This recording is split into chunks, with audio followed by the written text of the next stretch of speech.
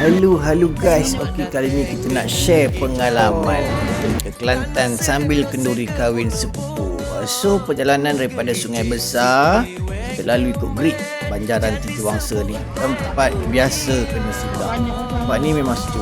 Dan lepas tu sampai kat Kota Baru Kelantan. First tempat kita pergi dekat Pasar Siti Khatijah.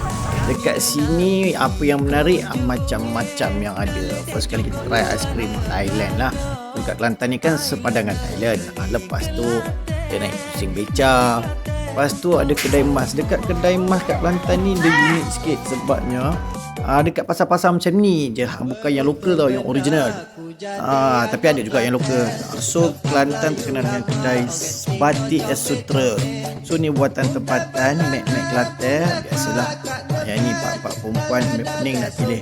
So ni adalah view daripada atas dalam Pasar Siti Khatijah. Ada sayur, ada periuk, ada macam-macam dah. So dekat sini beras siam yang cakap lah memang banyak lah. Kacang-kacang, kepuk reko, makanan jajan-jajan tempatan Kelantan. Dia dengan aku tapi lagi dua betul lah aku tak tahu. Ada dengan kau tak?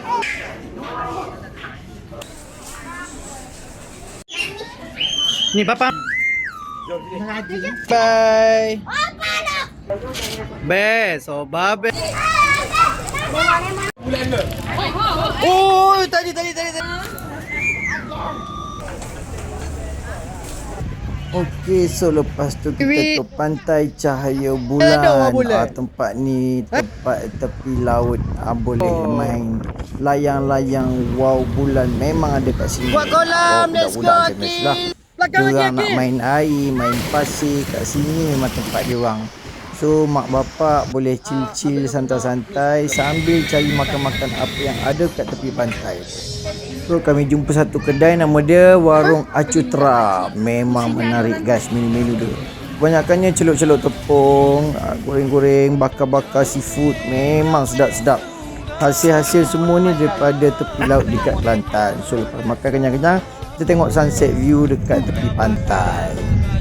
And then apabila malam pula kami ke Pasar Wakaf Cik Yeh.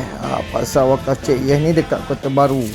Dekat sini memang tempat shopping untuk orang Kelantan pada waktu malam.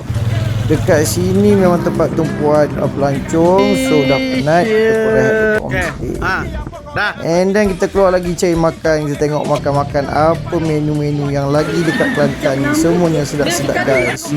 Okay, bye-bye.